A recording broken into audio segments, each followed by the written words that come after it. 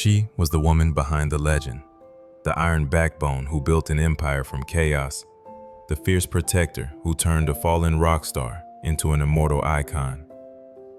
For over 4 decades, Sharon Osbourne fought every battle imaginable: cancer, betrayal, addiction, scandals that would destroy most marriages. But nothing could have prepared her for the final war she couldn't win, the one that ended on a hospital bed in July 2025, leaving the woman who never backed down facing her greatest challenge yet: life without the man she saved 1,000 times over. London, 1970. Sharon Rachel Arden wasn't born into rock royalty by accident. Her father, Don Arden, was the most feared music mogul in Britain, a man who could make or break careers with a phone call. The Arden name opened every door in the industry, promised wealth beyond imagination, guaranteed a throne in the music empire. Sharon had it all handed to her on a silver platter, and she walked away from every bit of it for a broken, drug-addled singer that everyone else had written off as finished. When Sharon first met John Michael Osbourne in 1970, he wasn't the Prince of Darkness yet. He was just Ozzy, recently kicked out of Black Sabbath, drowning in alcohol and pills, his voice shot, his reputation in tatters. The industry whispered he was done, washed up at 31. But Sharon saw something nobody else did. Not just talent, but a wounded soul that matched her own. Her childhood had been all privilege and no warmth. Boardroom meetings instead of bedtime stories. Contracts where other kids had hugs. The choice she made shattered her world. Choosing Ozzy meant war with her father, exile from the family fortune, and betting everything on a man most people thought was already dead. Don Arden didn't just cut her off financially. He erased her from the dynasty entirely. The girl who could have inherited a music empire instead found herself managing a broken singer in dingy clubs, counting coins for gas money, sleeping in cheap motels while the industry laughed. But Sharon had learned something in those cold boardrooms of her childhood that served her now. Power wasn't inherited, it was taken, and she was about to take it all back, one deal at a time. The transformation of Ozzy Osbourne from industry punchline to metal god didn't happen by accident. It was engineered by Sharon with the precision of a military campaign and the desperation of a woman who'd staked everything on one bet. Through the early 1980s, while other managers played it safe, Sharon pushed boundaries that hadn't even been drawn yet.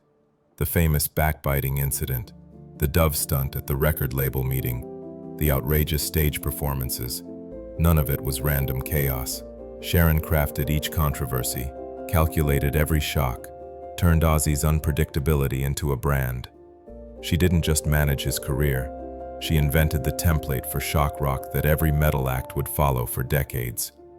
Albums like Blizzard of Oz and Diary of a Madman weren't just comeback records, they were declarations of war against an industry that had counted them out. But the real genius was Ozfest. In 1996, when other promoters saw metal as a dying genre, Sharon created the festival that would define heavy music for a generation. She gave platform to bands nobody else would touch, turned outcasts into headliners, and built a traveling circus that made millions while celebrating everything the mainstream rejected. Metallica, Black Sabbath, Slipknot, System of a Down. Sharon didn't just book them, she understood them. The woman who'd been cast out of one empire had built another from scratch, and at its center was the man she'd rescued from rock bottom, now commanding stadiums with a roar that shook continents. Sharon had proved that sometimes the greatest victory comes from refusing to stay down when the world writes you off. Just as Sharon was conquering television with the Osbournes' reality show, fate delivered its cruelest blow. In 2002, at age 50, colon cancer nearly stole everything she'd built. The timing was vicious. Cameras were rolling, the world was watching, and Sharon was fighting for her life while pretending everything was perfect for prime time. Chemotherapy stripped her down to nothing. Hair gone, energy drained, immune system shattered. But Sharon kept filming, kept managing Ozzy's career, kept holding her family together even as poison coursed through her veins. The public saw the sharp-tongued matriarch scolding her kids and rolling her eyes at Ozzy's antics.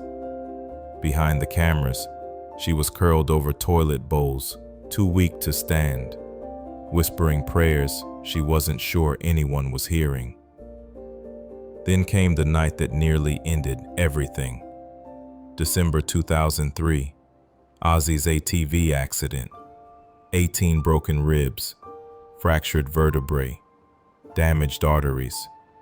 Doctors weren't sure he'd survive. Sharon, still fighting her own battle with cancer, dragged her weakened body through hospital corridors to sit vigil at his bedside. She was dying slowly while willing him to live, holding his hand with fingers that trembled from chemo while whispering, "You can't leave me now." The cruel irony wasn't lost on her.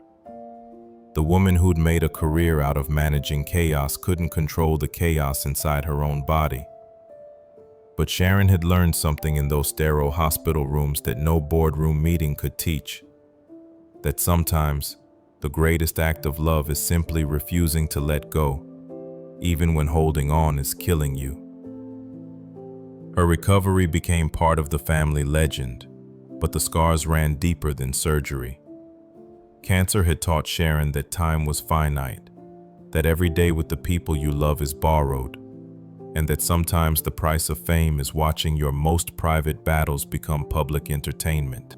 For 34 years, Sharon had been Ozzy's anchor, his protector, the woman who'd stood between him and every demon that tried to drag him down.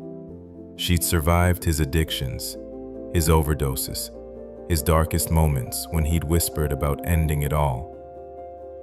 But in 2016, at age 63, Sharon faced the one betrayal she never saw coming.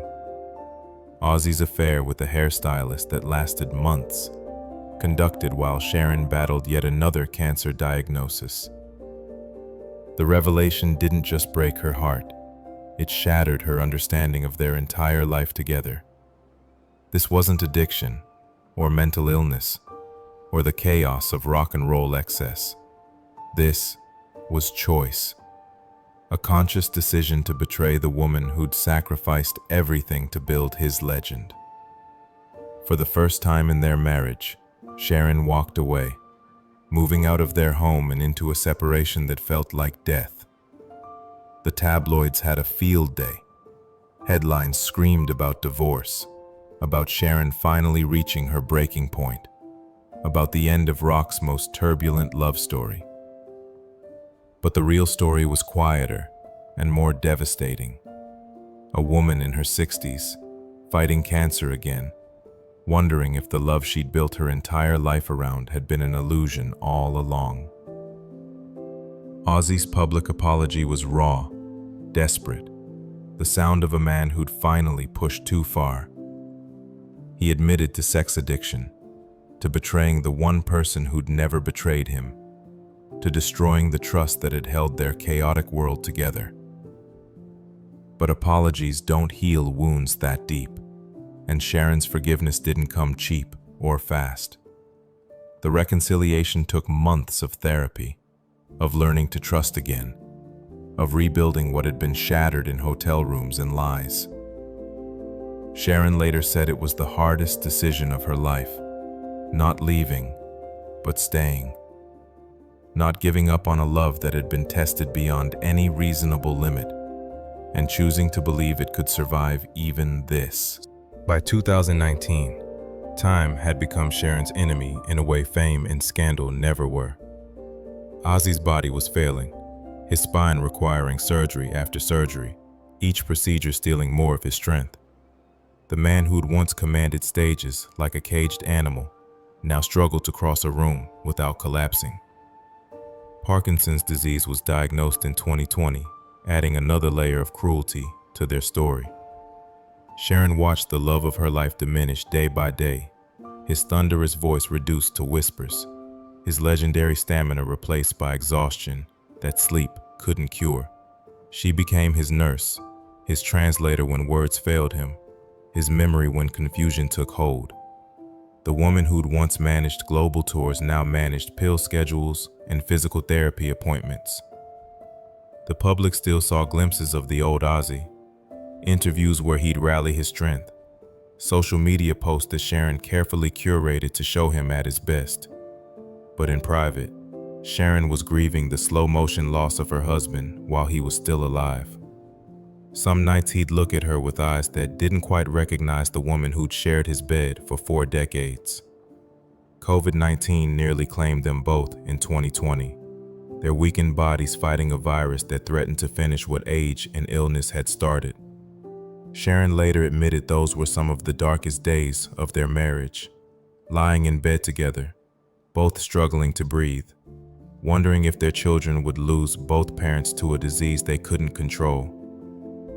But even in decline, Sharon was building Ozzy's legacy. She oversaw the production of his final album, managed the delicate balance of giving him purpose without overtaxing his failing body. Every decision was calibrated around a single question: how do you let a legend end with dignity?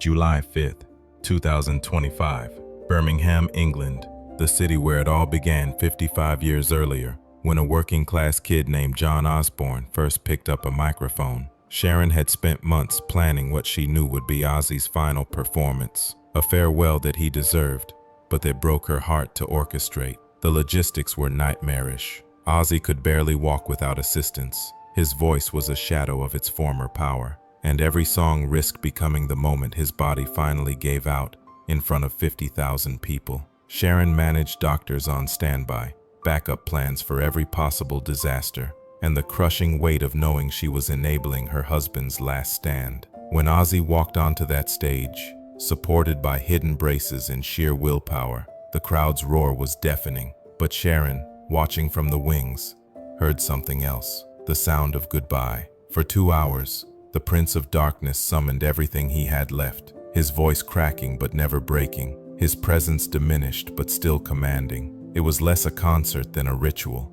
a final communion between a legend and the fans who'd worshipped him for half a century. Sharon later said, "Watching that performance was like watching someone die beautifully." Ozzy gave everything he had left to those songs, leaving nothing in reserve, burning himself down to ash for one last moment of glory. When he took his final bow, collapsing into Sharon's arms backstage, they both knew the Prince of Darkness had taken his last breath on stage. 17 days later, on July 22nd, 2025, Ozzy Osbourne died of heart failure in his sleep.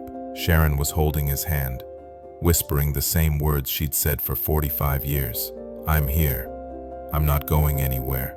The funeral was a spectacle worthy of the man it honored. 30,000 fans lined the streets of Birmingham, metalheads and celebrities alike gathering to say goodbye to the voice that had defined rebellion for generations. Sharon, dressed in black but standing straight as steel, delivered a eulogy that was part love letter, part battle cry. She spoke of a broken man she'd rescued from the gutter, of a love that had survived addiction, betrayal, and time itself. She reminded the world that behind every legend stands someone who believes in them when they can't believe in themselves. And she made a promise that echoed through every speaker. His voice is gone, but his roar will never be silenced. But after the crowds dispersed and the camera stopped rolling, Sharon faced a silence she'd never experienced. For the first time in 45 years, there was no crisis to manage, no tour to book, no Ozzy to save. Just a 72-year-old woman in a house too quiet, surrounded by gold records and Grammy awards that felt like tombstones. Friends worry about her now. She's lost weight, her famous fire dimmed to embers. The woman who'd conquered television judges' chairs and commanded boardrooms now spends days tending the garden Ozzy loved, talking to flowers as if they could carry messages to wherever legends go when they die. Yet even in grief, Sharon remains formidable. The Osbourne estate, worth over $200 million, has become her final project. She's establishing scholarships for young musicians, funding Parkinson's research, turning their fortune into a foundation that will outlive them both. Every dollar Ozzy earned screaming into microphones will now help others find their voice. Sharon Osbourne spent 45 years proving that behind every great man stands a greater woman. Now, in the silence after the storm, she's proving that some loves are strong enough to survive even death. The woman who never backed down from a fight now faces her greatest challenge, learning to live without the chaos that defined her life. But this isn't a story about ending. It's about legacy.